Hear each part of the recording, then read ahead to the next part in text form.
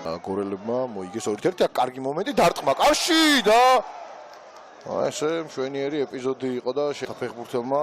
მიუტევებელი შეცდომა ჩააბარა ბურთი ასე რომ თქვა დეო ბასინგას და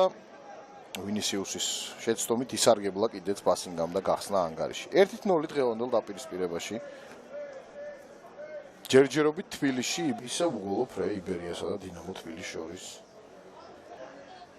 ბატონკაცშვილი აქტიურად ეთამაშებოდა დეო ბასინგას მოტრიალებმა მოახერხა პასი მარცხნივ ანოფის დაბალი გადაცემა კარგი მომენტი ბასინგა და პირდაპირ ხელებში მივიდა ბურთი ბელოვსი და გარეთთან დაპირისპირებაში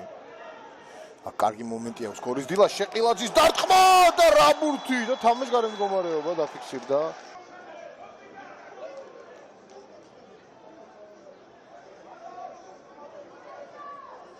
ეპიზოდი ალბათ მაინც შეიძლება იქ ვიდეო რეფერის ოთახში განიხილო. რაკურსით რომელიც განწირულია აქ. ყვითელი ბარათი ერგება ყველა ვარიანტი შერგელაშვილს. შეყილაძის დარტყმა. გრძელდება გორელთა შეტევა, ჩაწოდება საჯარიმოში და როსტისლავ-ბელოვი. გრძელდება იერიში. დარტყმა კიდევ ერთი 2-0 მაინც გაიტანეს გორელებმა კონტეს გოლი მატჩის 51 წუთზე გორის დილა უკვე 2 ბურთით იგებს შეხვედრას აი ნახეთ ეს ეპიზოდი და მე უკვე ეს დარტყმა კონტესი ვეღარ გადაარჩინა ბელოვმა უკვე თავისი გუნდი მოარტყა ბურთელი, მაგრამ ჩიხლაძე ჩაწოდება და საერთოდ კარში დარტყმა იყო და და ამავდროულად შეგიძლიათ რომ აქ დარტყმა შორი მონწილიდან და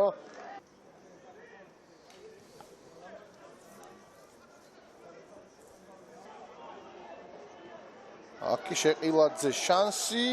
და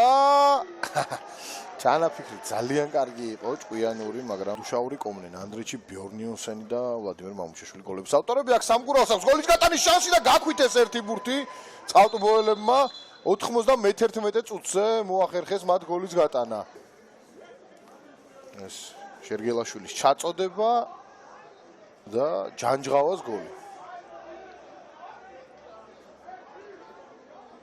მე მგონი კლაუდინეიმ გააკეთა ის გადაცემა კი ბატონო კლაუდინეიმ გააკეთა ის პასი და ჯანჯღავამ გაიტანა 2-1 სამგურის ბრძოლა გრძელდება პარალელურად იბერია დინამო თბილისი ჯერ მე მგონი არ დასრულებულა